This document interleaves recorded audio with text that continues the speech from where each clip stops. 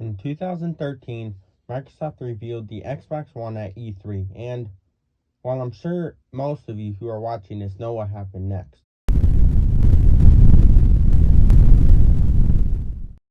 after Microsoft dug their own grave at E3, most people who aren't already in the Xbox economy kind of stayed away from Xbox, including me, especially with the outrageous price back then of $500. My dad had never cared for Xbox, and neither have I, until June of this year, 2023. You see, all of my friends had Xboxes and played with each other, and I often felt left out because I only had a PlayStation. So one day, I was at a retro store and asked the guy if he had any cheap Xboxes for sale. Not like I was going to get one. The guy said he had a used 1 terabyte Xbox One for $90. $90! So long story short, we walked out of that store with an Xbox One, 2 controllers, and Halo the Master Chief Collection, all for $150. What a great deal, or so I thought.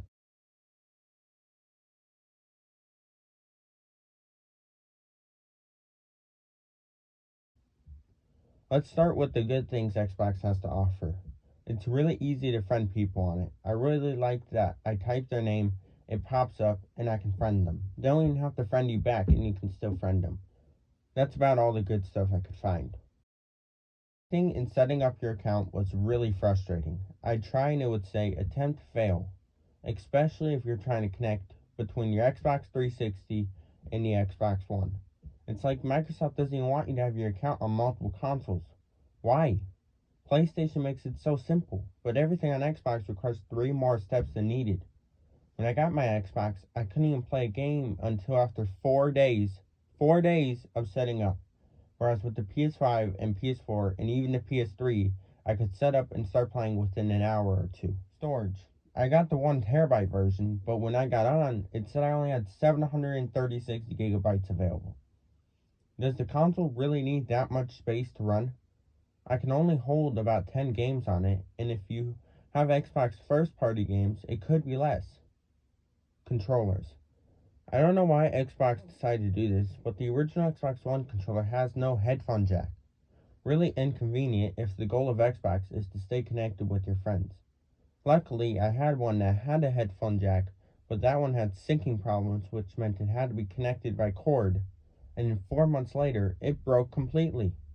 Then the original controller broke a few days later, which means I had to shell out $60 for a Series X controller, which luckily can be paired to the Xbox One. Why do these controllers need batteries? That just costs more money for the consumer. The PlayStation controller doesn't require batteries, so it can't be that expensive to add in a built-in battery. Even the Xbox Elite controllers require batteries. So unnecessary if you ask me. The power plug. The power plug is so big. It's very noticeable next to your Xbox, ruining the sleekness. It could literally be a paperweight.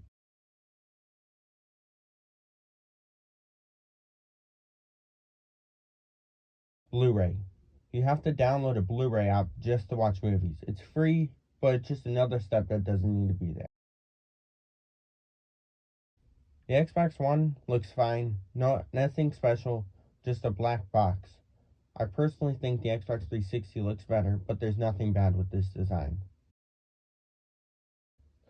And to conclude, if I had to rate it out of 10, in my opinion, I would give it a 6. Not a great console, but it does allow you to access your friends easier.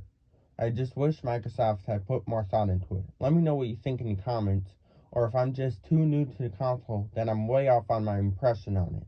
Please like, share, and subscribe. This is Game Gear, signing out.